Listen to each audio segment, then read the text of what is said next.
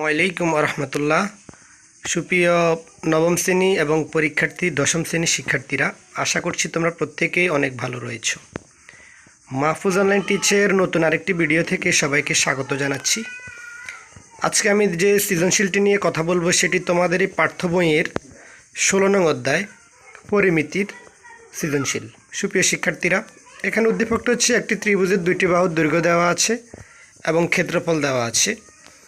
ক নং প্রশ্ন হলো ত্রিভুজের বাহু দুটির সমষ্টি কত সেন্টিমিটার।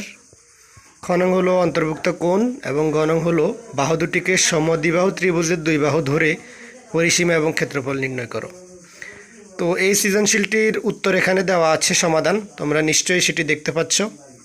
খুবই সহজ এবং খুবই সাধারণ একটি সৃজনশীল। এখানে এবি দেওয়া আছে, সেটাকে প্রথমে যোগফল করে সমষ্টি মানে যোগফল মিটার থেকে সেন্টিমিটার নিতে হলে 100 দ্বারা গুণ করতে হবে।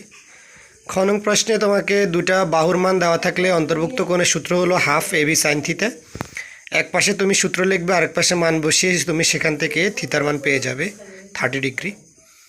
এবং গ নং প্রশ্নটা হচ্ছে সমদ্বিবাহু ত্রিভুজের পরিসীমা বলা হচ্ছে। তো সমদ্বিবাহু ত্রিভুজ মানে হচ্ছে যে ত্রিভুজের দুইটি বাহু সমান, অর্থাৎ এর মান আমরা এই পাশে যদি 26 ধরি তার বিপরীত পাশে 26 ধরতে হবে, এবং অপর পাশে হচ্ছে বির মান হচ্ছে 28। সেখান থেকে আমরা সমদ্বিবাহু ত্রিভুজের ক্ষেত্রফলের সূত্রটা বসাবো, সেটি হচ্ছে b/4 × √4a² - b²।